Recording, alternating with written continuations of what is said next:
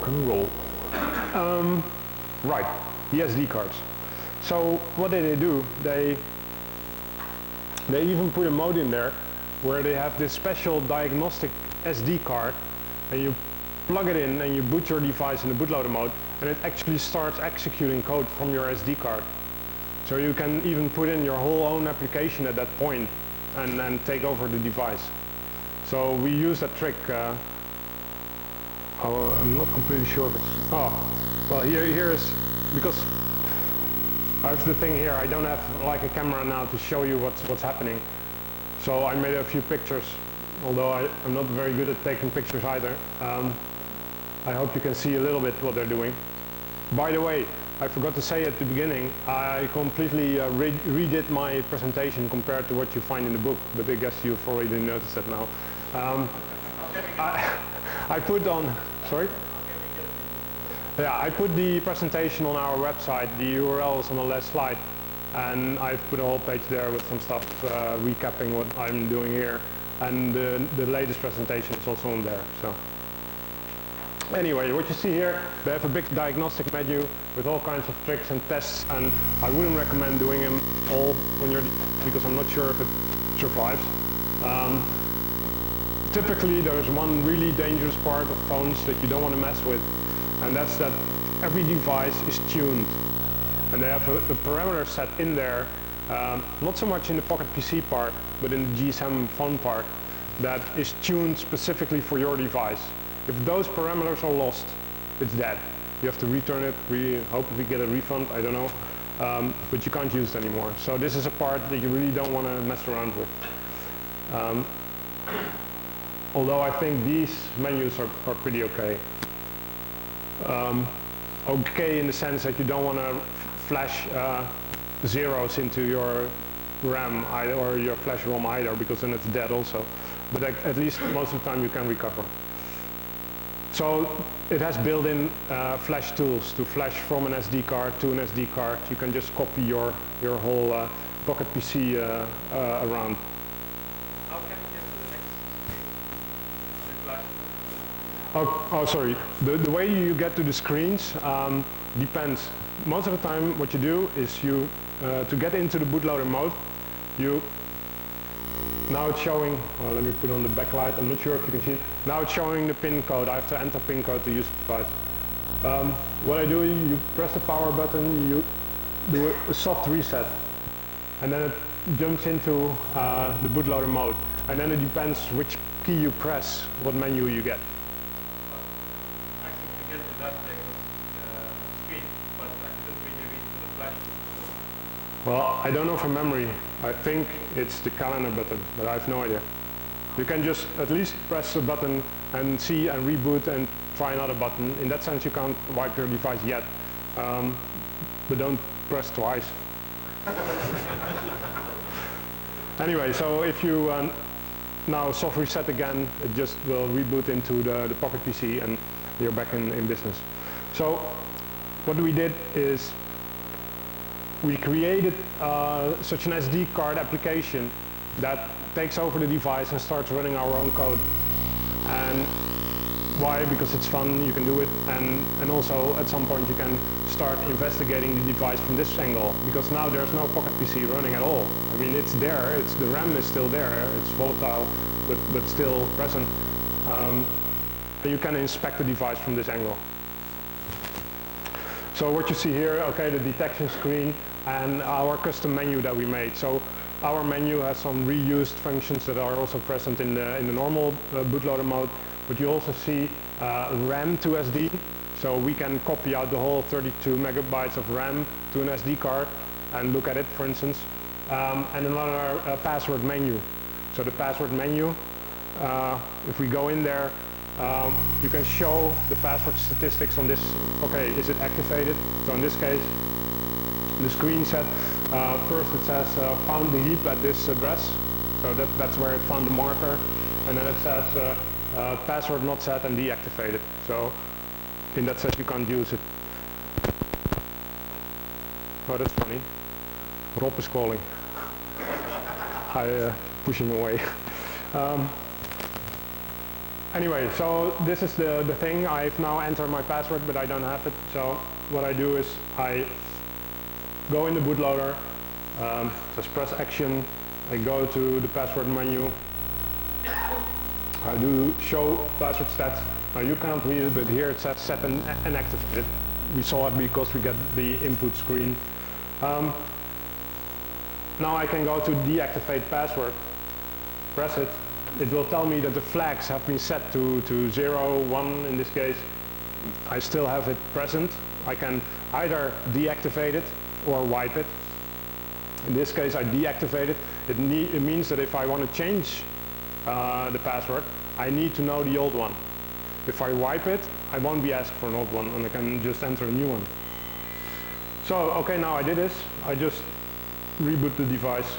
Well, we'll come up, I'll show you in a minute. The point is I can even do this, get in the device, go back in the bootloader, say it needs to be activated again, and put it back on the desk. And you think it's still, you know, nicely and protected by your PIN, but it's not.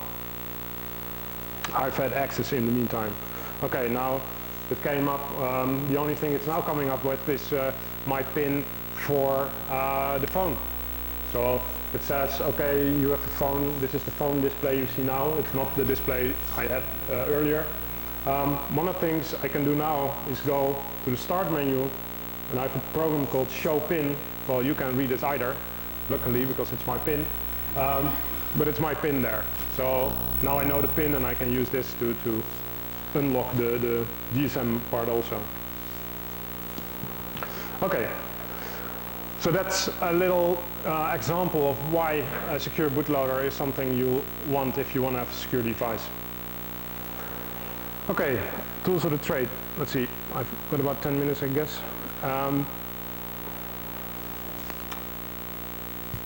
What do I need if I want to really research such a device? Well, the best place to go of course is to the people that build it, in this case Microsoft, and see what they have available.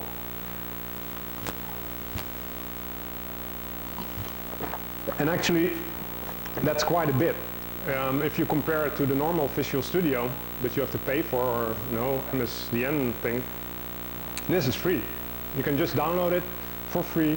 I guess they really need developers for mobile stuff, because everything is free.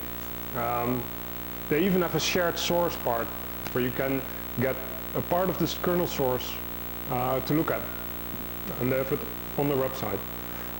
Actually, I think for the 4 version, they even giving away more stuff than for the 3 version.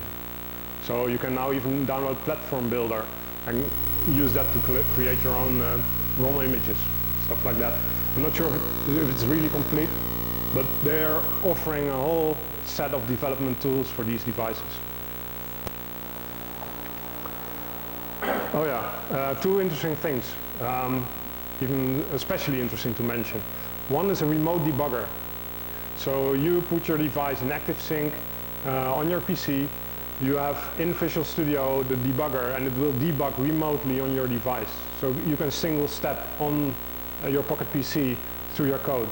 It's buggy, at least in the 3 version, it's buggy, but it works. So you can really inspect registers and stuff like that. The other one is an emulator. They have a full Intel version emulator of the Pocket PC. So they give you a ROM image that's already pre-built, and you can just run it on your desktop and run your application in there and do remote debugging in there. So that's also quite powerful. Although you'll have to, of course, this is ARM and that's an Intel, so it's not precisely the same. The next part is it's an ARM processor. So if you really want to go in there and look at stuff that's got no public source or description of it, you will need something that goes deeper. In this case, IDA Pro is perfect because it has full ARM support. ARM actually is quite a simple RISC instruction set. So it reads quite easily once you get used to it. It's not, there's not too many complex instructions. The only complexity that I know is that you have to know all the sign tests and stuff like that. But once you know, then it's pretty simple to follow. I made some DLL signatures because one of the things that's also maybe good to explain, what's different about a Pocket PC is the ROM, flash ROM that it's running out of. And they have a concept that they call execute in place, which means that if you load a DLL in your program, it's not loaded in your RAM, not all of it. The data parts are, but the executable part is actually mapped virtually from the ROM part directly, and it's running in ROM. So it's also, so it can't do self-modification, for instance, because it's really running out of the ROM. A drawback of it, for inspection-wise, is that you can't copy all the programs out of there. So they made a special flag in the file system that says this is a ROM file and you can't copy it out. So if you try to copy it out over ActiveSync or try to copy it by hand out of the device, it doesn't work. The OS itself will prevent it. Of course, there are tricks around it. You can try and load it and then write the memory dump to disk and stuff like that.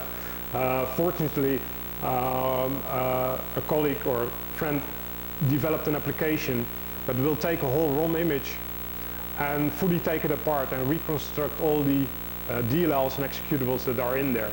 It will just create a directory with all the files and all the stuff that's in the ROM image. So that makes it really easy to dissect what's in there. I use those DLLs to create signatures for IDA, so you don't need to have all the DLLs present. You can use these signatures in IDA and all the imports and exports will be properly named. Okay, another part is also that Linux was ported to the iPack. This was an effort by Compaq originally, now HP. So they already worked with HTC to get Linux also a head start on this device. So they helped developing the bootloader, they know of all the hardware, GPIO connections, stuff like that. That doesn't automatically translate to this device. It doesn't mean that you can take the iPack Linux and run it on this thing. I mean, there's a different display driver and stuff like that, but still there's a lot of internal knowledge available on how it works on the iPack, and also they have a lot of tool chains available to do cross-compilation for ARM, for instance, that we also use to make the SD card, for instance. As I said in the beginning, this work was not purely security related. A lot of the work we did as a group called the XDA developers. We have a separate website and we have a lot of stuff on the XDA that we found along those well, long nights of hacking.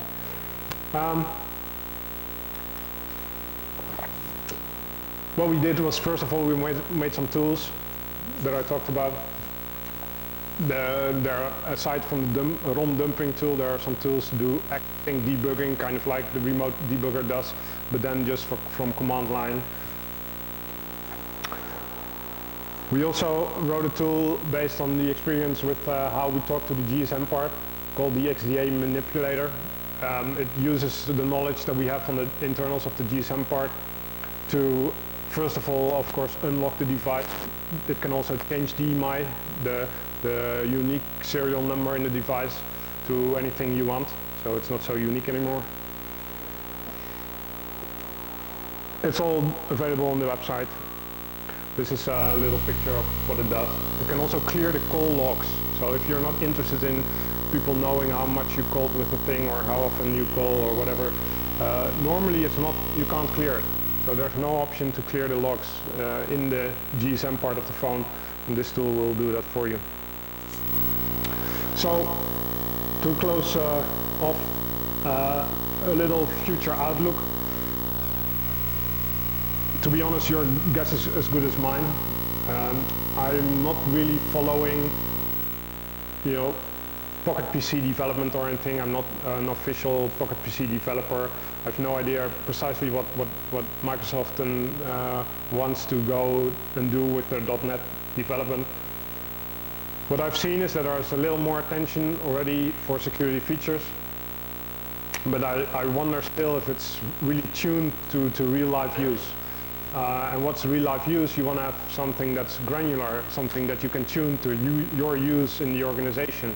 You don't want to say, you're not allowed to run or download anything on this thing, or you're you know, do whatever you want, but if you crash your device, it's your fault. I see now a device that's immature, not only in the sense that the DSM part is not really mature, but also using Outlook and stuff like that is immature in the sense that that's simple.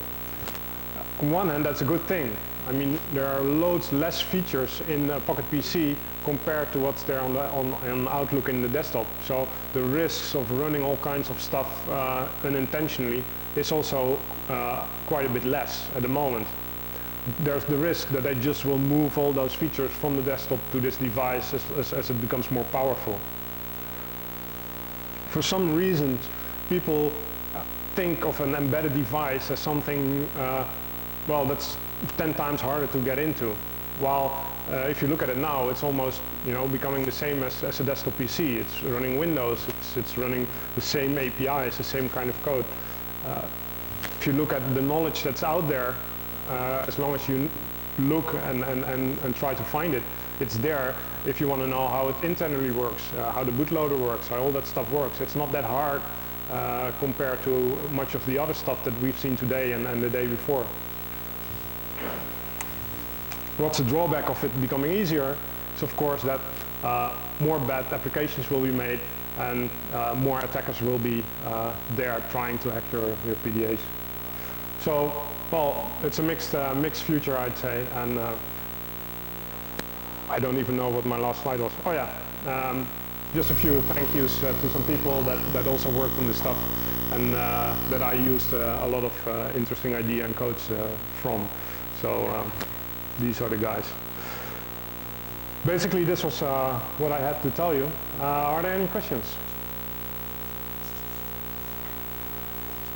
Whoa, again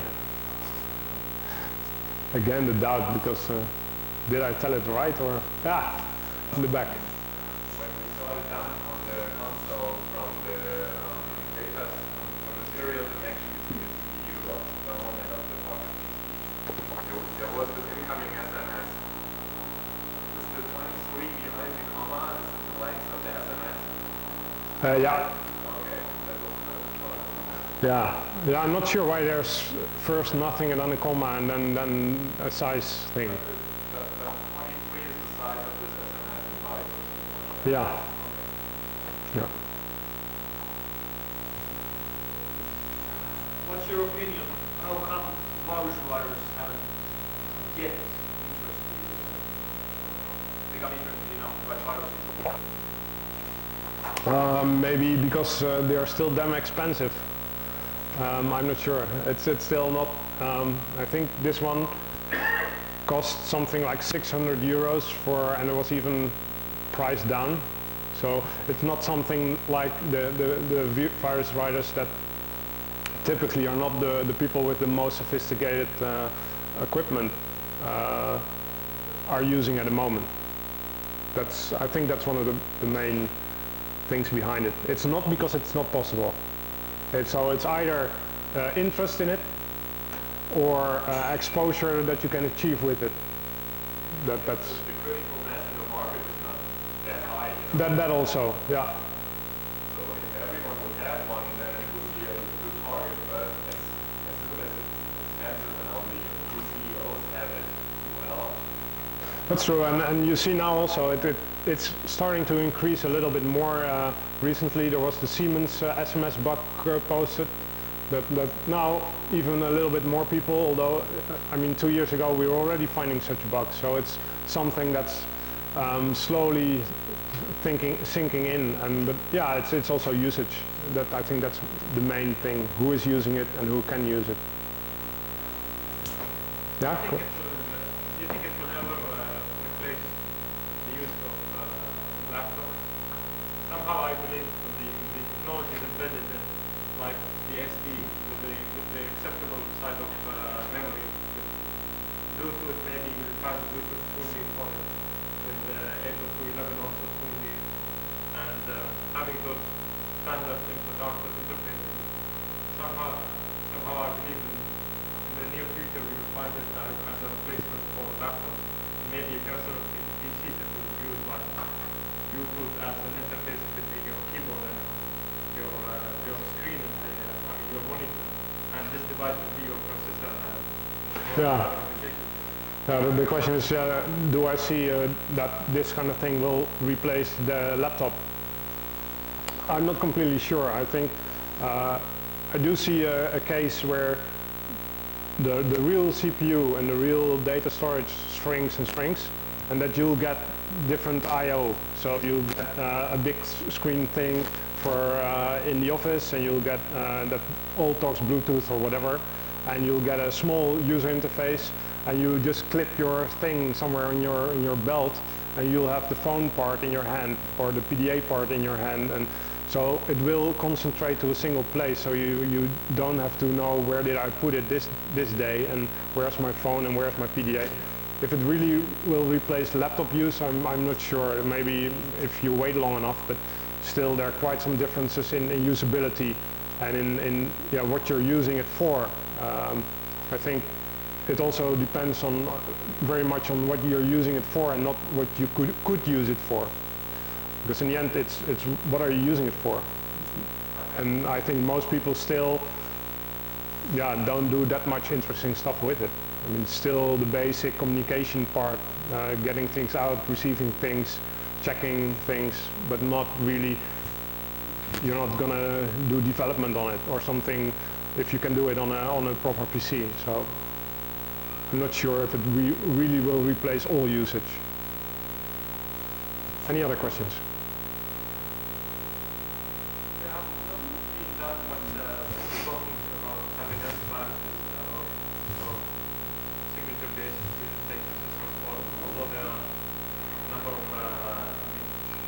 vulnerabilities concerning the DSM part also, and plus the PDA part.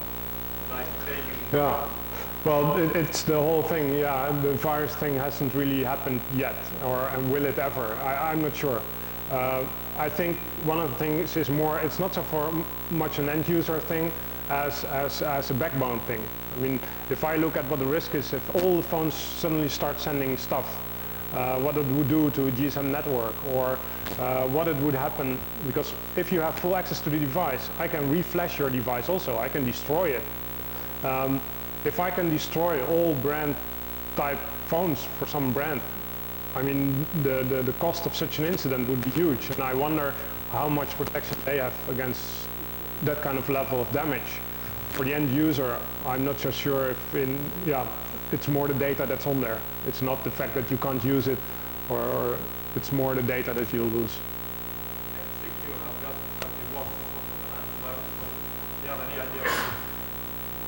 Well, I think you better ask it from the F-Secure guys. I think they're also here. I'm not familiar with it. There was also someone in the end, but I'm not sure how am I doing with time. Sorry? Was it just to reverse engineer the device and find out how it works, or you want to do more with it? Because I heard some people are actually trying to porting Linux to it and stuff like that. Well, we also looked at a Linux port, but currently no one was interested enough to really put in the time and effort, because it's still quite an effort. But yeah, we are not only looking at this. I have some friends that are looking at creating a secure phone. So it's doing crypto and then using a data channel to send crypto to the other side, and you have a secure device for communication, for instance.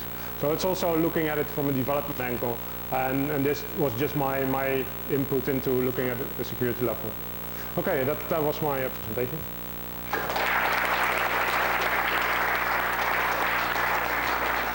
Welcome to your last talk at Black Hat. I'm FX of Phenoelit, and since nobody ever believes that Phenoelit consists of more people than just FX, I just brought them here. So they're supposed to sit here and be nice and actually do the advertisement while we switch tapes and stuff. Okay, what we're talking about today is attacking networked embedded systems. In contrast to the stuff that Job just talked about, we're actually looking at embedded systems that are sitting on networks and are fairly widely used already, which you can't really say about XDAs and stuff. So the session today is going to be about design failures, typical things where someone just didn't think, And we're talking about different design failures we saw in embedded systems. And then we're talking about how to exploit one of those. And then, of course, there are those software vulnerabilities, like someone didn't do something right. And, well, we're going to discuss some of those and see if we can exploit one. So what's an embedded system? For the purpose of this talk, an embedded system is a small computer device sitting in some box, or maybe actually sitting in a car or whatever. It usually runs a custom operating system, not like the Windows CE stuff, but more like monolithic code just built for this one single purpose the embedded system is fulfilling. Like for routers, it is supposed to forward packets from A to B. For embedded systems like a BMW 7 series, it's supposed to like tell you all kinds of stuff about your gas and whatever. So this is what we're looking at. We actually spent quite a while looking at different operating system kind of things that run little devices, because it's kind of interesting to see how much it didn't change in contrast to commonly used operating systems. Now, one thing is that those cannot be updated easily. If you got a bug in your 7 series BMW computer system, there is not something like a link you click and download a patch and install it. You can't even go and take a CD and put it in and say patch BMW. You actually have to go to your dealer and ask him to update the embedded device in your car. Actually, the bad thing is that those dealers usually don't even know what a computer is. So you might actually have a hard time patching this specific embedded systems, and it's actually true for most of them. And of course, we have no or very, very limited ability to add third-party software. So if the system itself sucks badly, like with Windows, you go and buy all kinds of tools, install them on Windows so it sucks a little bit less. Well, with embedded systems, you can't do that. That's one of the core problems. Now, design failures are very, very common in embedded systems. And this is not a classification, but it's like the 3 most common things we see. First of all, undocumented functionality, stuff that is basically not supposed to be there. And it's often something like developer backdoors, because, well, if you start coding this thing, you get a board with the chipset, with the chip layout. You can install your software, try it out, burn some elements out of it, fix it, try it again. As soon as you decide as a developer, okay, let's call it beta, you install it on the real box. And then, well, if something goes wrong, you need a way to get back in and fix it. So we often have developer backdoors. And then we have something I call out-of-something functions.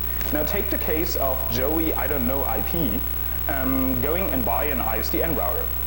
So Joey takes the ISDN router out of the box, plugs it in. Hopefully he does not plug ISDN in the Ethernet port, but, well, assumed he didn't blow the device up 5 minutes after he took it out of the box. He's gonna get a CD, put the CD in a computer, and basically say, well, install device. Now, Joey doesn't know anything about IP. And the vendors try to solve that by having out-of-something features. So this little program on the CD, besides having fancy pictures and stuff, is going to use some very special method to find a device that's not configured and going to configure it. Now, the problem is that those configuration options are often still accessible and even remotely accessible while the device is already configured and working. Well, then we got problems with ignored standards, which is kind of very common. One type of embedded system we're especially interested in is Cisco routers. And they got those habits of there is an RC for protocol, and then you go to the Cisco webpage, and if you find something on the Cisco webpage, it will say Cisco's interpretation of this protocol. So it's kind of like a little bit different always, and those are always the pitfalls. And well, of course, undocumented, uncontrolled increase in complexity is very, very critical.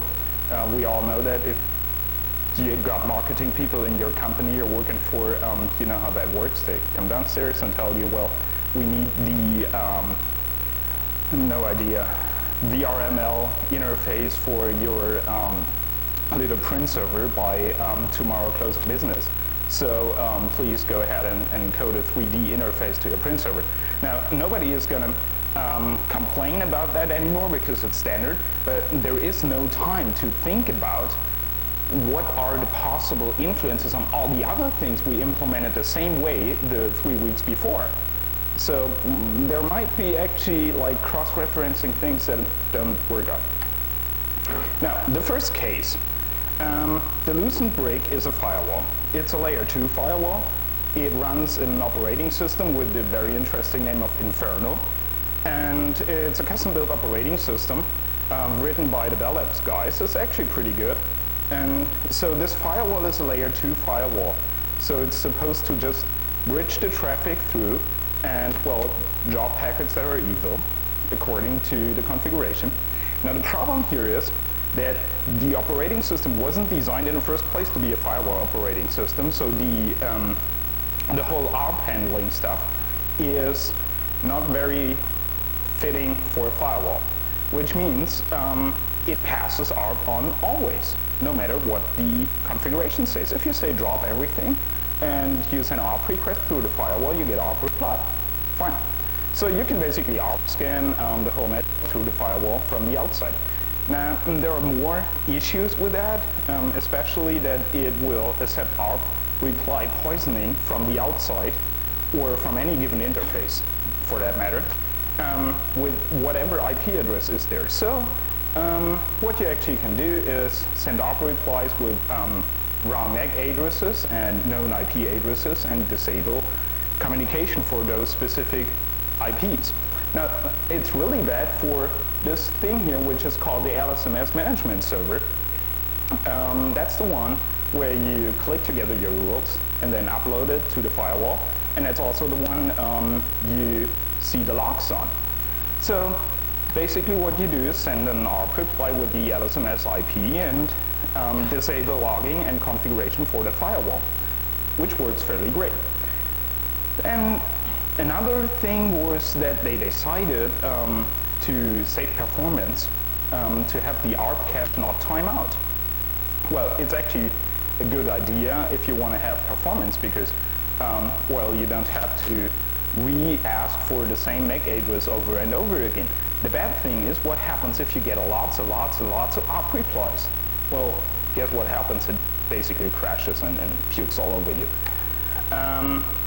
Second case, design failures. SSN routers. This is one of those auto something features that really kick in about 10 years later.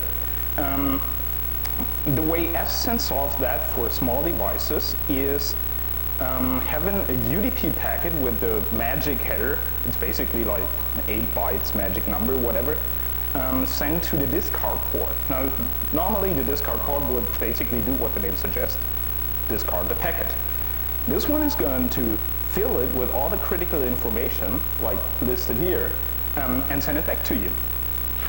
And so to enable the SSN tool to actually make it configure IP addresses and stuff, there is also a way in the same protocol over the discard port to set the SNMP community, put the SNMP write community in the packet, put a new IP address in, put a new name in and an add mask, send it over, and the device will reconfigure itself. Okay, problem here is they coded that into Taos, which is their operating system for everyone who has seen SSN routers. It's the one with the menus, with the ASCII menus. Now, the same operating system is used in fairly big dial-in routers as like handling multiple T1 connections. And they still do this protocol. So you set up your big dial-in router, being an ISP or whatever, and well, for security, and since you heard about the Protos test suite for SNMP and stuff, you basically disable SNMP, which leads you to the assumption that you do not need to change the default SNMP write community. Well, then someone can send a maybe spoofed UDP packet to your router, give it a new name, a new IP address, and a new net mask, which is fairly bad. Another thing Ascent came up with, and this time they did it totally differently, is they had an idea, and instead of straight away implementing it, they wrote an RFC on it.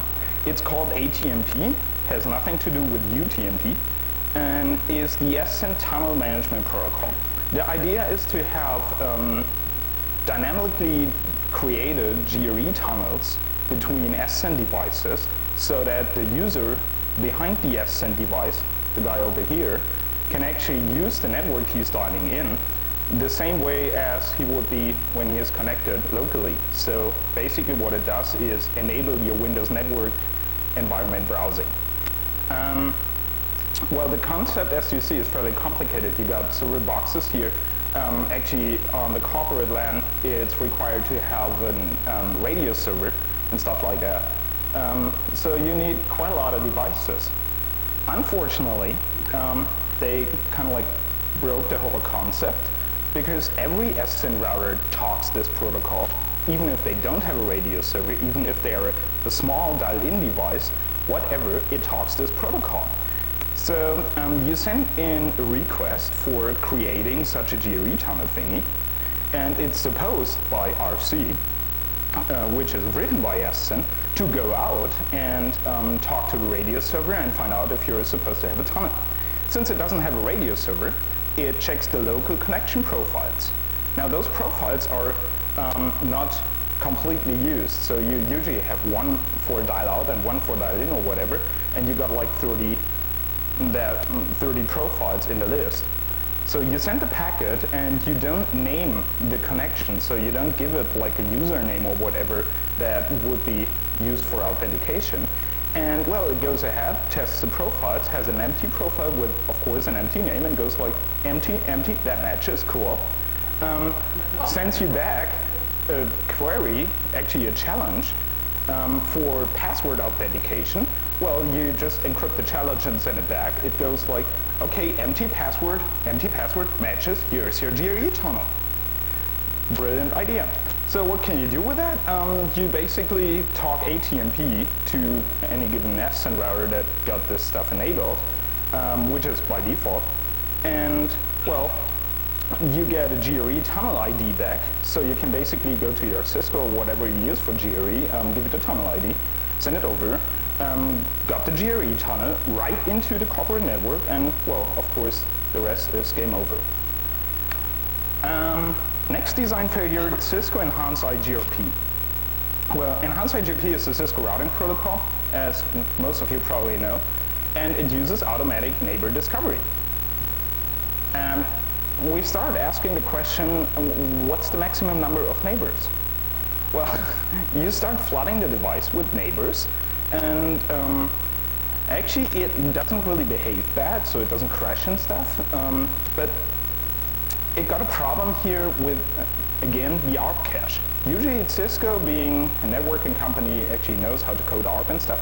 So what they do is they ARP 3 times and then timeout. Well, didn't find the host. Now, with this routing protocol, the hello message you send to it is valid for a certain amount of time, which you provide in the packet. Now, every time their timer for seconds, actually, goes 1 down, they figure, oops, we still need to talk to this guy, so we ARP again. So now you send this default hello packet over with a non-existing IP, so it will actually 90 times ARP for you because the timer is, say, 30 seconds. If you send more than one, it will ARP for all of them. So basically, the Cisco will use every possible CPU second it has and every possible piece of bandwidth it has connected to itself, ARPing for this device, which is a very efficient way to have a network-wide denial of service attack. The really bad thing about this is that the timer value you're providing is 16 bits, so the maximum is about 18 hours. Okay. That's another problem I got with this whole idea, because all iOS versions are affected, but well, Cisco did not decide to fix it because it's probably too complicated. And so I'm not selling this device yet, but if there is huge demand for it, we're gonna build those and sell them. Okay, let's exploit a design failure. I think I'm way behind time. Yes, I am. HP printers. There's a lot of fun you can have with printers, and here's why. They got various access methods. You can go to the printer. Telnet, HTTP, FTP, SNMP, and something called PGL. Now, you can protect the printer. For Telnet and HTTP, you can set an admin password. You can have IP-based access restrictions based on a source IP. You can have a PGL security password. Well, but those things are inconsistent. As you see, HTTP, for example, is not protected by the IP access restrictions. Same holds true for SNMP. Now, HP has the habit of putting undocumented MIB variables in their MIBs that will basically return the password if you query them. So we got a variable here. There's several of those, depends on the firmware of the printer. And well, you SNMP read this variable and get the admin password back, which you can instantly use to browse to your printer, enter the password, and basically you just own a printer. Now, there is a way more convenient and effective way to do the same thing. PGL. PGL, the printer job language, is the stuff that runs basically the whole printing process. If you got networked HP printers and you got an HP driver, this is what the HP driver talks to the printer to set up your print job, legal size paper, 600 dpi, whatever. This whole thing relies on either non-password, which is in 110% the case, or a PGL security password that's actually a number between 1 and 65535. Well, this basically takes about 6 hours remotely brute forcing, because there's also no lockout mechanism or whatever. And well, now we are gonna look at what you can do with PGL on the printer besides printing. PGL allows you to access the printer's file system. Now, most people say, wait a minute, why does the printer have a file system? The printer has RAM and has flash. And those file systems in the early models are actually used to spool the jobs. Because if you send over the job, it's supposed to spool it and then print it out. Well, it has to store it some way, so they got a file system on it. It also contains PCL macros. Very common way to save your printing cost and not go to a printer shop, have your letterhead printed on paper and then put it in a printer. But instead of that, you go and put a PCL macro in your printer and say, well, every time you print something, put this letterhead on it. Good idea. Now we got access to this, so we can actually change information in the company's letterhead, which probably would be the bank account number. Well, all nice and funny, but actually the later models got more file system content. They got a web server with the web server content in the file system. They got the firmware, which was not available in the earlier models to download. And well, they got subsystem configuration. Now you can basically think of your printer as a PGL-based file server. And since print shops tend to be very large, you at least got about 8 megabytes of storage or whatever. But well, there are printers out there, such as the, what's that, Tektronix kind of thing, that basically got about 80 gigabytes. Well, you can store a lot of stuff on that. This is how a file system actually on an HP printer looks like. You see there's a lot of stuff in here that's fairly interesting, and we're gonna discuss how to use that. Because PGL itself is an escape sequence-based protocol or language. So it's very inconvenient to use over Netcat. And we started, well, being bored by copy and pasting stuff into Netcat. So we actually wrote a library doing this and developed a front end for command line, which basically gives you the ability to read environment variables of the printers, modify them, write them back, have full file system access, change display messages, and remove the PGL security. Now, what can you do with those features? First of all, let's take the least technical challenging, but the most funny, changing display messages. You can set the display message that's shown when the printer is ready and idle to something like I'm bored. Fairly interesting, but you can actually send a display message and mark it as a critical failure. So the printer will go offline, the red light's flashing, and might actually say something like insert coin, which really confuses people. There is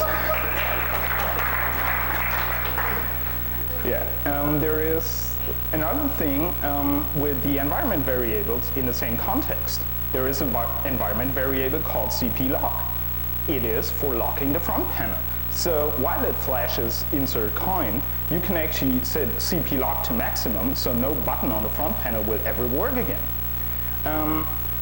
This is, well, of course, you can be really evil and set environment variables for a number of copies, set it to hard 999, and it will print 999 copies of everything. But yeah, you don't want to like destroy the few woods we still have out there.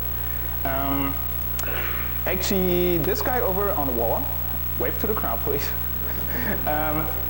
actually went ahead and wrote a Windows version for it so that MCSEs can actually start hacking printers. This is how it looks like. Notice the logo is no copyright violation. You see, you got the same features as discussed right here. File system, environment variables, display. And, well, this is how you access your printer now. You got a browser-like interface, and, well, of course, you got those environment variables. It will tell you what valid input is. You're not required to send valid input, and you can basically start playing with your printer. From the fun part to the scary part. Later versions of HP printers run something that's called the ChaiVM. The ChaiVM is a Java virtual machine for embedded systems. This is where it's officially supported 9000 and those 4 series printers here. The 8150 runs it as well, and actually we found out that being unsupported, it's the most stable platform. The ChaiVM comes completely with all the stuff you need. Classes, the HTML files for the printer, the graphics for the web server, whatever is required. So by just exchanging those HTML files and the graphics and stuff, you can basically build whatever you want on the web server of the printer. Now you can, one thing actually tried out is you can run a porn site of a printer. It all lives in a file system, and we have seen that we got full file system access already. So, of course, the next thing you're thinking about is like putting stuff in the file system that's going to be executed. Well, this thing here is from the HP webpage. It basically says Chai is cool, and it's used all over the place, not only in printers. Unfortunately, that's true. We are bound to see more HP stuff coming with ChaiVM. Now, ChaiVM comes with something that's called the loader service. In case HP wants to improve whatever is on a printer with more functionality, they can upload services. Now, this loader has 2 issues for us. First of all, it validates jar signatures. When you upload a jar, it has to be signed by HP. And second of all, it's so crappy it doesn't work. Now, the second thing turned out to be a good message, because HP went ahead and said, well, this one sucks, let's write something that does not suck that badly. And so they did, and well, this one is shipped as a signed jar, but itself does not validate if the uploaded jar is signed. Good for us. Now we can basically upload code. But instead of using the web browser clicky kind of way, we can actually go to the file system. There is a text file called csconfig. Basically modify the settings and have it load different Java classes and execute the stuff. Now the last point here says all the classes and documentations are available, since defcon 10 they are not. HP claims that there is no connection between defcon 10 and this decision, but well, the stuff is no longer online. Luckily, they released the whole Chai server 4.0 under the LGPL right before they closed the web page, which really, well, didn't make sense, but there are still lots of locations in the internet where you can download it. So if you want to write code for it, this is the place to go. Yeah, this is basically the same thing. You can upload EasyLoader to, via the web interface, have it start, upload your jar file, or upload your class files and modify csconfig. Same thing. Well, problem here is ChaiVM isn't really Apache group code, which means that next to everything besides moving the mouse kills it. Too many threads, ChaiVM kills. You connect to an unreachable host or port, on some firmware versions, it will die. It doesn't always throw an exception, which is fairly bad for Java, because Java kind of like requires exceptions to find out if something went wrong. And if you run Chai on your host, on your PC, it will behave completely differently than on a printer. Well, if you want to play with the stuff, this SNMP variable here is fairly important for you. That's used to reset the printer. What can you do with that? Well, first thing we thought was it would be kind of neat if the printer would actually start port scanning web servers, especially for IDS administrators. It's a nightmare. So we actually wrote a web-based port scanner where you can enter the IP and the number of ports, and if there's the right firmware on it, you can basically have the printer port scan the web server or whatever you like. By the way, IDS correlation tools, first of all, will throw out all messages that are sourced off printers, because that can't happen. I thought that's fairly interesting to do as very first thing in the correlation process. Then we figured, well, you got a password that's encrypted, and you don't want to burn your laptop CPU power, but the printer actually got MIPS CPUs, which are fairly fast. And so we wrote a web-based crack tool for it, where you can copy and paste your crypt string in there and tell it the character set to brute force, and it's going to do the work and put the character, put the password on a web page, and you can, like 2 days later, surf to the printer and see if it cracked it or not. And then, well, based on this whole IDS thing, lately we wrote BNC, which is a transparent TCP proxy. So you can basically tell it, let's see, we got screenshots here. Yeah, you can basically tell it the remote system and the remote port and the local printer port, and like tunnel yourself through a printer, which is fairly interesting when you do it to access IRC. Things HP came up with for the ChaiVM. Well, Chai servers, first of all, are fully trusted between each other. So the same thing as Job was talking about in the phones is true here. If the code runs on a printer, it can do whatever it wants. There are several services offered by HP. I'm not entirely sure how many of those are still available. Just to mention 2 of those, the notifier service can notify you by HTTP or email if an interesting event happened. Now, an interesting event is defined by yourself. So I would, for example, define the CEO printing 6 in the evening as an interesting event and would really like to have a copy of this print job. The other service that really made us thinking is the ChaiMail service, which is, quote, designed to work across firewalls, unquote. No, there is no new protocol, there is no magic. What it does is it has an it has an email account somewhere outside, let's say Hotmail, and it's constantly popping off mail from Hotmail and seeing if there is a command in there. So if there is, it will execute a command and send you a reply. Fairly nice. So you don't have to touch the printer anymore, you basically send them an email. So if you want to screw around in companies, usually the days after Black Hats are fairly bad for companies that have lots of printers. This is where you get the tools and, well, communicate with your people over the display. And we go on to something a bit more serious, which is software vulnerabilities. Classic mistakes are also made in embedded systems. Embedded system developers are not any smarter than those writing Windows code or whatever. They just got smaller devices. So they do the same things. Input validation faults, format string, buffer overflow, cross-site scripting, you name it. The second point here, most HTTP daemons are vulnerable. Correction all. I have to see one single HTTP daemon on an embedded device that's not totally toast. Example, yesterday you might actually have noticed that the internet connection here went down for a while. Well, they got 3 different DSL routers, 3 different brands, 3 different web servers.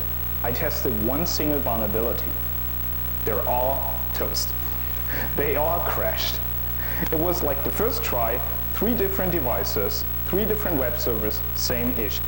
By the way, if you wonder what it was a long username.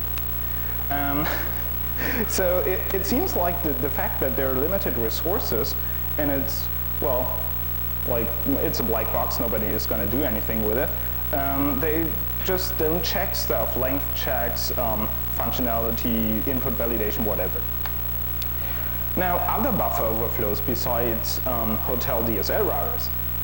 XeDA routers. Now actually Lucent product, fairly good router, got a web server, long URL, get request, toast is the router. Brother network printers. You don't even need to send a long get request or whatever, you just serve to the printer, it asks you for a password, you hold the A key for a while, click on submit, the printer is gone. HP Procurve switch, fairly funny thing because usually if you got SNMP right, it doesn't matter, you just own the thing and you can modify everything. But this vulnerability here is very handy for attackers because you go there, you fill this OID here with 85 characters and nothing happens. The switch works perfectly. Now, as soon as the administrator has the idea of telnetting to the switch or using the web interface, the switch will crash, which is very good if you're in a network and you're the evil guy. You fill it up, you start hacking around, and as soon as the switch crashes, you know someone is looking for you. And even stuff like really small things, the SEH IC9 is a pocket print server, size of a cigarette pack. For all the non-smokers, this is how a cigarette pack looks like. And this one, same thing. You have a long GET request, it will crash, which is very bad for the printers actually, because if it's connected to a laser printer, for example, the laser printer really dislikes being resetted over the Centronics connection while printing something. So you can basically destroy the printer with it.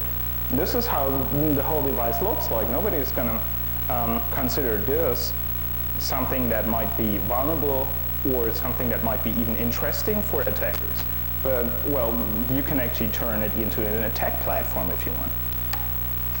Now, common misconceptions here.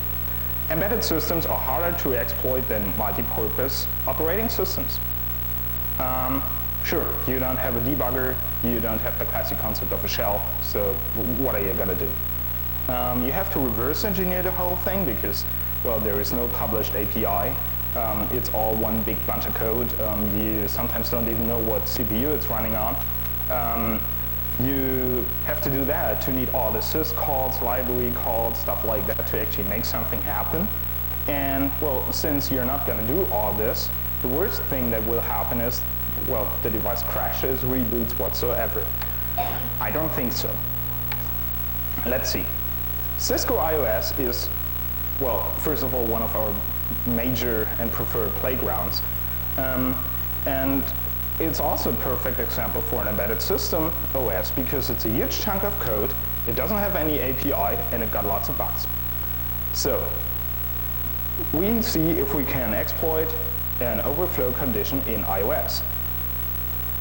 The thing is, it's tightly integrated into the operating system. Everything is tightly integrated, so if something goes wrong, it would crash. And, well, but according to Cisco's website, memory corruption is the absolute most common case for a Cisco to crash. Well, so that smells like a heap overflow. There are, in fact, stack overflows, but the most common thing is a heap overflow. And, well, we use this TFTP long file name thing for the discussion here. This is from the Cisco TFTP advisory. The only interesting part on it is actually that they still talk about exploitation of the vulnerability might actually lead in denial of service.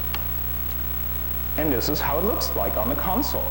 Everyone who did security research for a while might actually notice all those 41414141 here. So we basically send way too many A's for the file name and it crashes. How does the heap look on Cisco systems? It's basically the same thing as on most other common operating systems. It's just a bunch of blocks linked together in a double linked list. We have an X pointer and a previous pointer. It's hanging off a tree structure, and, well, a single block actually is in multiple linked lists. One block, this is how it looks like. One of those boxes is 32 bytes wide. And this is the header for everything you allocate in iOS. If you allocate 1 byte, you get all of this. So if you ever wondered why you have to put in new memory into your Cisco box every time you need a new feature, this is why. You got memory overhead of 40 bytes. So what we got, the static magic, the process ID, an allocation space check that's actually supposed to be used for random canaries. Well, it's usually null, or let's say it's always null. We got addresses from who allocated it and how it's called. We got the next pointer, previous pointer. We got a size field with the usage bit, if the block is used or not. We got a reference count just to make sure that we need another 32 bytes to reflect the 1 bit we just set here. And we got a static canary that's called the red zone, which is used by iOS to find out if it fucked it up or not. So the idea here is to fill a host block, which is, well, we're hosted in this block, so this is our data here. Overwrite the next header and basically influence the memory management, so we got arbitrary memory writes. Same thing as with Linux and Windows heap overflows. This is how it looks like. That's the idea.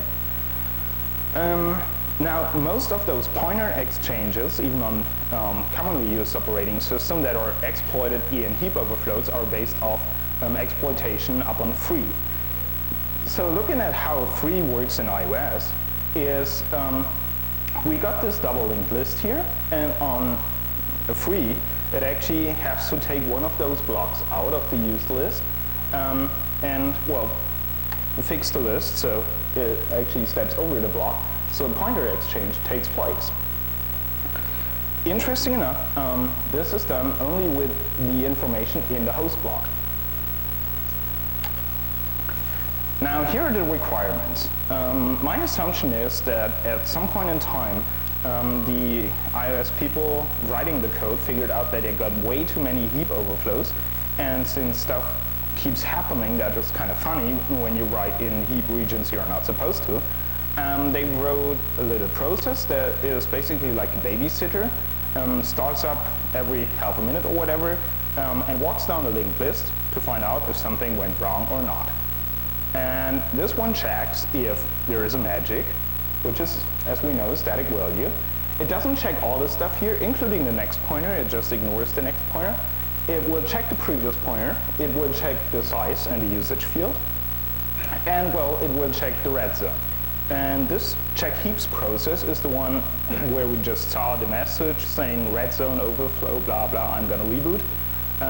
That's the one. So this is the only check we have to think about. Now, as you might have seen here, the next pointer is actually not checked. So since this is a static value, and this is all stuff nobody cares about, we can basically overflow up to here and make it use this next pointer when it frees this block. So we take the first target, 2500. As you see here, we overflow the whole thing, put some crap in there.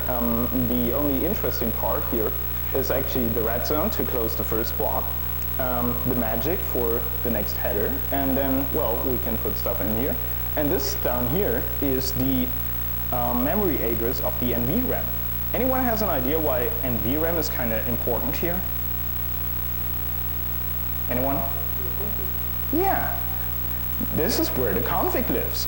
Now, the config contains the passwords, right? And after all, we want to attack the router and actually take it over.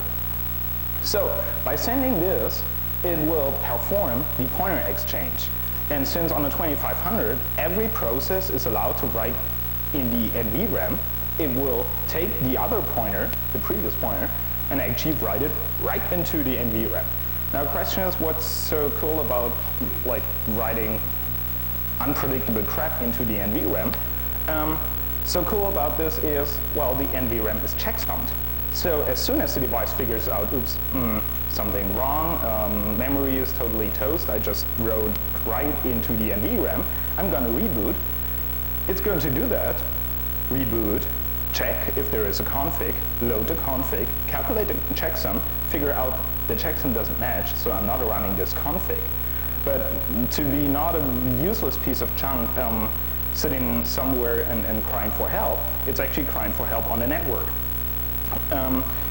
Basically what we do is we send the exploit, it will reboot, and then it will cry out on the network, could someone please provide a configuration for me, which we will happily do.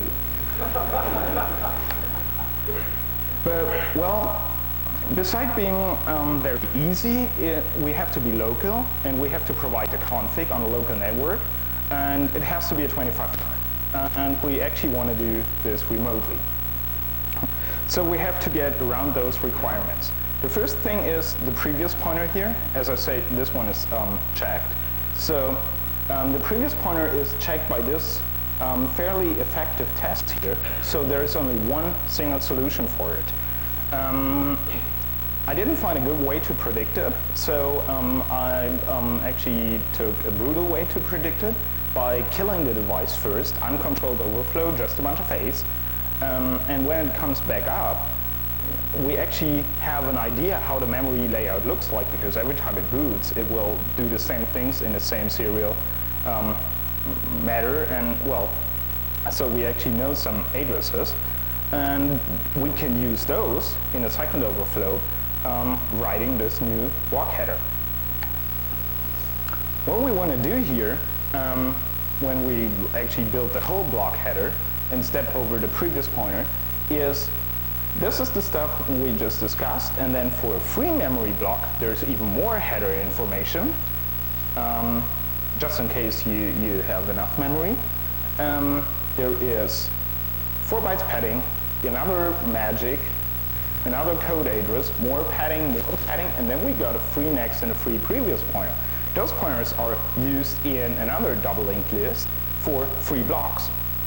So those pointers are especially important when blocks are merged together. You got 2 small memory blocks just freed, and iOS figures out, oh, they're next to each other, so I make one big block out of it.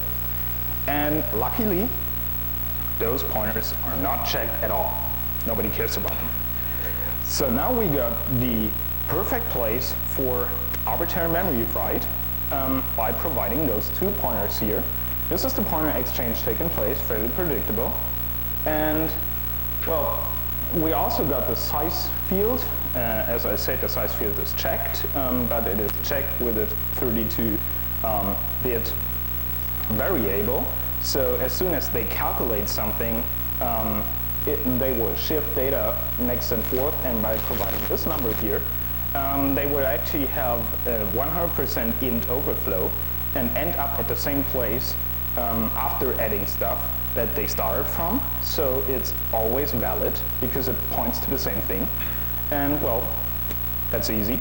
So we can overflow up to the previous pointer and have an arbitrary memory write. Now what to do with an arbitrary memory write? We could say, well, idiot, and write it to the console. But the more effective thing to do here is find places in code that will be used as return addresses. There is a thing called a process array. That's basically an array of all processes ordered by PID. And those, in turn, every entry in this array points to a huge chunk of memory that contains everything you wanted to know about the process and lots of stuff you didn't want to know. But the first two fields of this block are actually the stack pointer and the stack segment address. Now we actually know where the stack is. And since this is an embedded system in a huge chunk of code, there is no protection against one process writing in someone else's area. So we basically can write into the stack, into the process array, into the process information record, into whatever we want. So we can override frame pointers, return addresses, all the juicy stuff we know from textbook exploitation. The next thing is, okay, we can take the processor overriding pointers and see, and actually make it execute our code, but how do we deliver the code? Because the problem here is that on iOS, if you send something and it's freed, it's actually overwritten.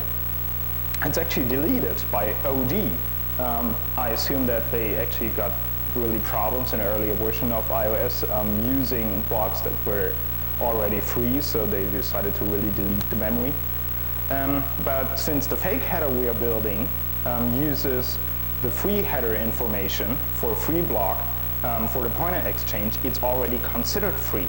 So we can append the code at this point and have it execute this code. Shellcode, or however you call it, code for the routers, will be platform dependent, which is a bad thing. You have to write new code for every different platform because Cisco tends to maintain a zoo of CPUs they support. And well, one example here is based on a Cisco 1600. It got a normal Motorola 68K CPU. And well, this one has memory registers. So since we are not allowed to directly write into the NVRAM, we have to write a piece of code that's going to disable the protection for the NVRAM and then write crap to it. This was the piece of code. Basically, well, it's textbook exploitation. Instead of opening a remote root shell, we're just disabling NVRAM. Well, the address was just on the other slide here. At this address, there is a register. So all you have to do is like get this data into the pointer and shift it, and so get rid of the register. Well, and then you can, of course, write, that's the last line, some bullshit into the NVRAM, and we have the same effect as before. Yeah. The next thing is, oh no, that's the old one. Right, and this is how it looks like.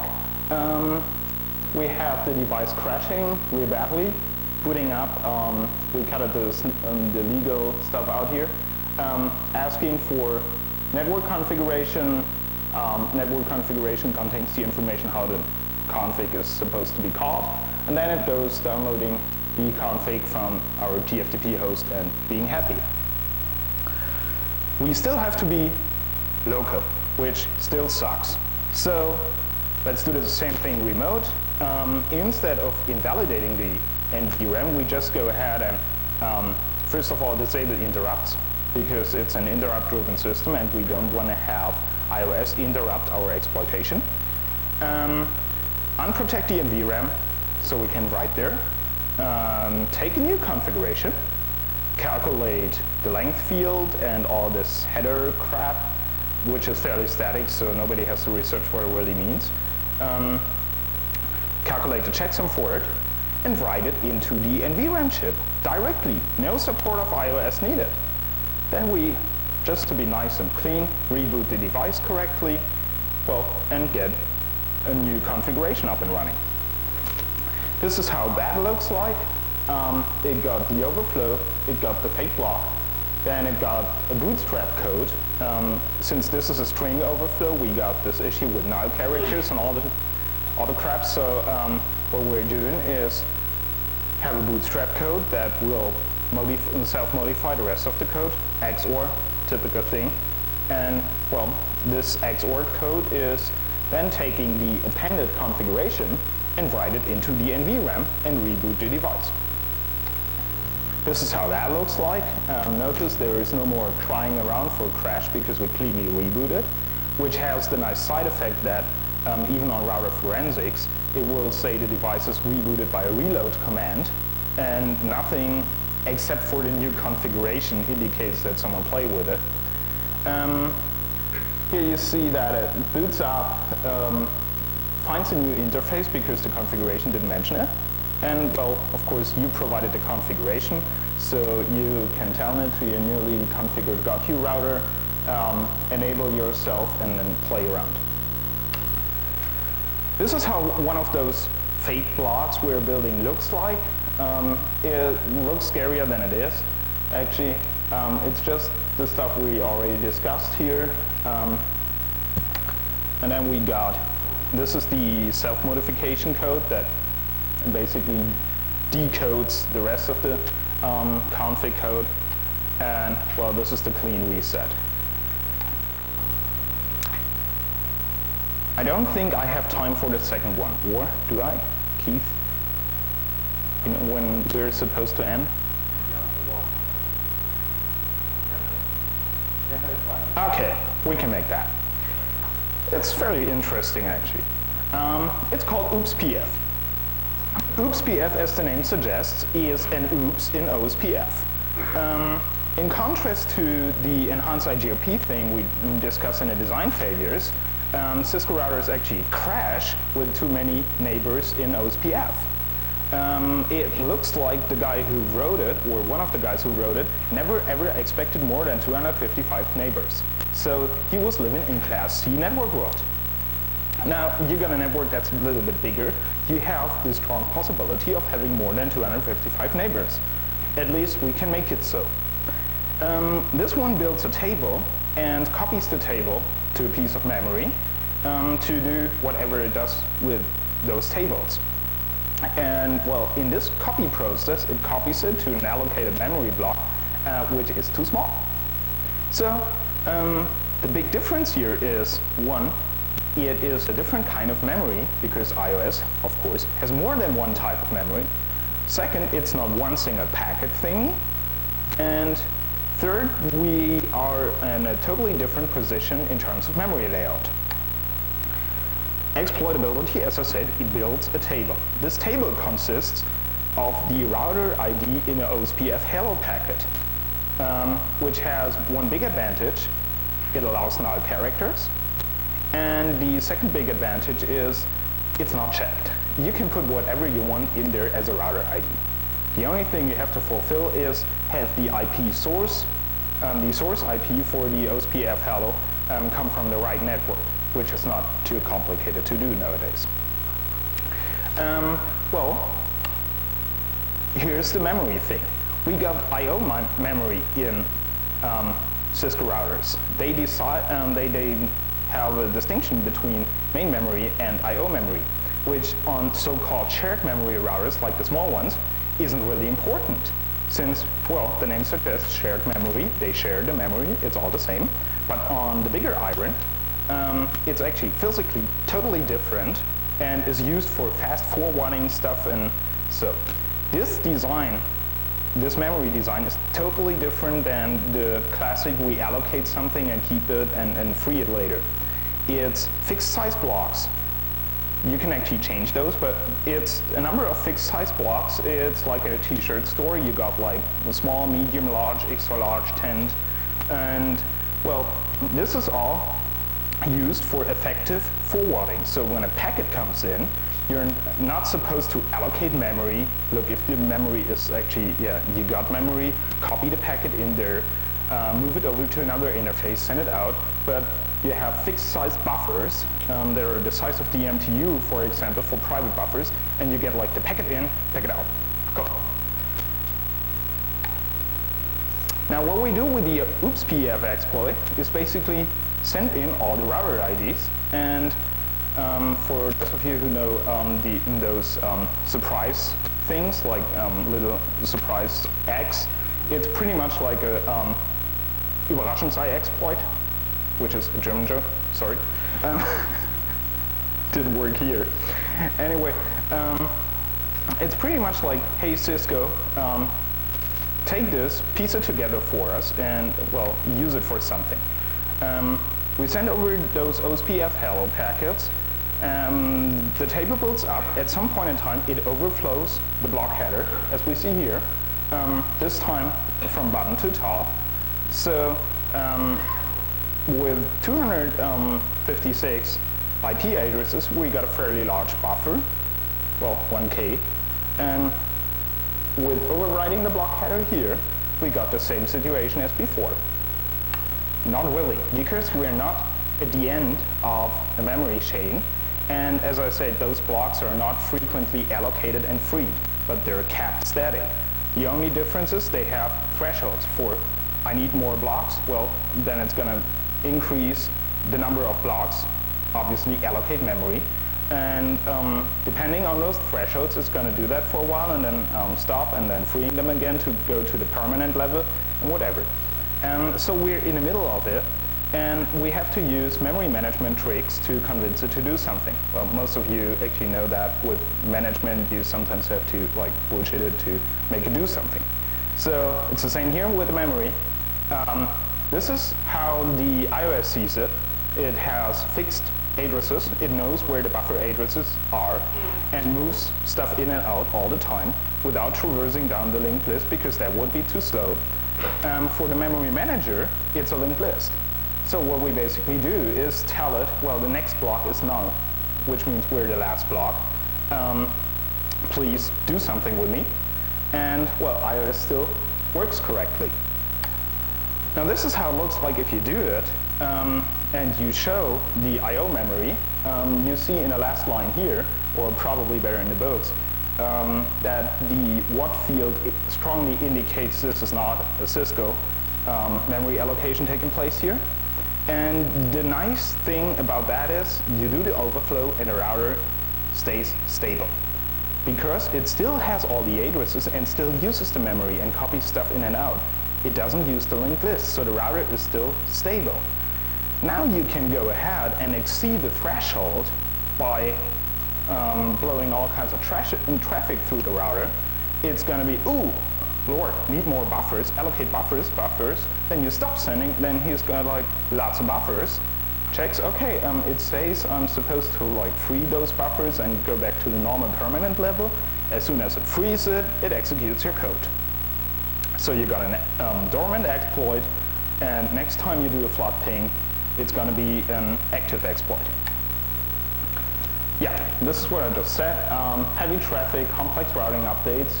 You can also call the guy and say, look, there's this evil Cisco worm out there. You have to go to the console and say buffer small permanent 0.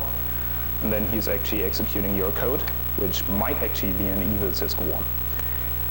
A minimum iOS config, because normally in those packets you don't have too much space, but this is the minimum iOS config one should use, with an IP address for one interface and a route back to you. Don't forget that part. And this is how it looks like on a 2500 with OOPS-PF. It boots up, as you see, finds new interfaces, all surprised about it, and you can take it over. Now this is the work to do. The stuff I'm talking about here is not a TISO SSH exploit.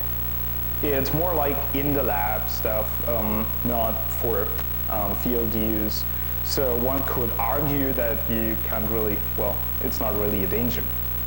So work to do is actually to get rid of all the guesswork, like the previous pointer, and produce fairly stable exploits. And of course have the code do different things, like runtime modification of the binary, runtime modification of the config, anti-forensics code that stores in NVRAM stuff like, well, not the crash information, but something different. Would suggest maybe a song text or whatever to entertain the forensic expert. iOS exploits, so what? Well, those are not stable exploits, as I said, so what's the big deal here? The whole stuff is vulnerable to the edge. Like everything we got with CPU, network interface, and a little bit of RAM is vulnerable.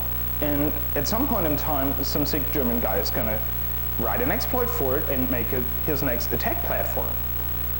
And well, also those devices contain important information, SNMP communities, network layout, radio secrets, everything. How to protect?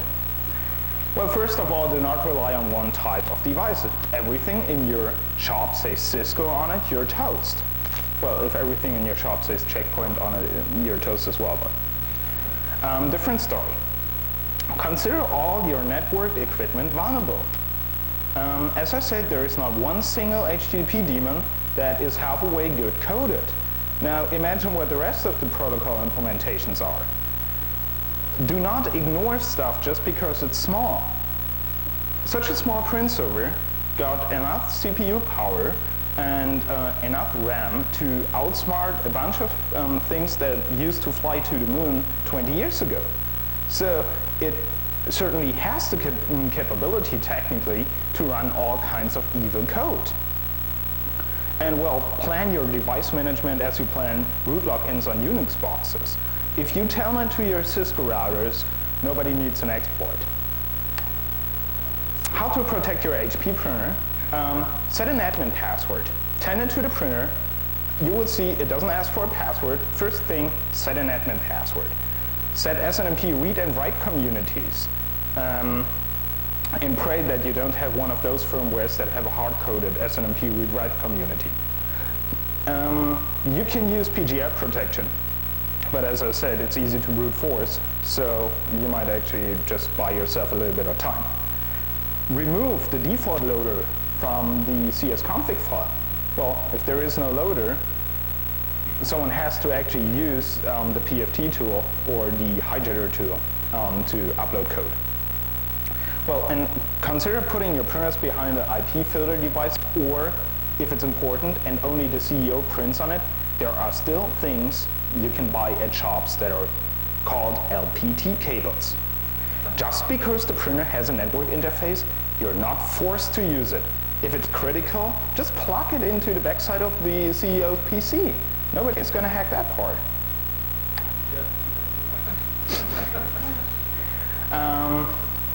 Well, the first point, I could not resist putting that in. If you know some people at Cisco, get the word out. Stop copying stuff in buffers that are not big enough for it. That will save them a lot of trouble. Keep your iOS up to date is also more like a joke, because if you're running Cisco on a large scale, you actually know that if you install the latest iOS, you got bleeding edge, and it's probably more effective denial of service to have the latest iOS than any given Phenoelit member in your network. Do not run unneeded services. This is the oldest message since passwords were invented. Do not run TFTP if you don't use it. The IDS signature here is a little bit problematic, because the Snort guys actually told me at CanSec that it is fairly dangerous to put it in your IDS.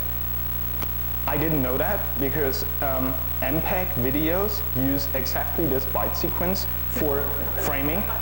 And so some of the Snort guys tried it and actually had a denial of service on the Snort, because when users downloaded MPEG streams, the Snort was crying all over the place that, well, the Ciscos are under attack. But it works if you limit it to the Cisco device IPs. Because if the Cisco starts downloading MPEG streams, it's too late. Debug sanity is an undocumented command on iOS. It should actually be renamed to debug insanity because it basically kicks off check heaps more often and has more restrictive tests. But with all the exploits we wrote so far, it always catched us after we did it. So that just lowered the time you got for code execution, but that's not a problem. The hard way is config register 0, which tells the device next time you boot up, stop and ROM on, instead of loading anything. So we can't reboot, and well, the device hangs in like the BIOS. The thing about this is you have to tell everybody in your company about this. Otherwise, someone is going to reload the box, and then you get out the car keys and a map and tell them where the router is located, give him a console cable, and send him on his way. Isn't it registered in NVGRAM so that you can actually change it? Yeah. Well, wait a minute. The config register is in NVRAM, but that's very model specific. That's only for the shared memory routers as far as I know. I think there are actually other protected areas in the bigger ones, but for the smaller ones it actually will work. Good idea.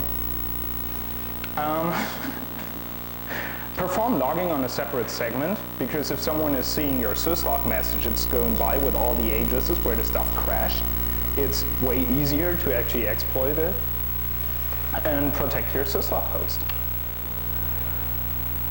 We made it. That's the last slide. Greets to all those people here, especially Jeff and Ping. Thanks for letting all those Phenoelit guys without the badges coming in here. Thanks to you for listening and not running away before the conference closed. And well, I'm open for questions. That's what I thought.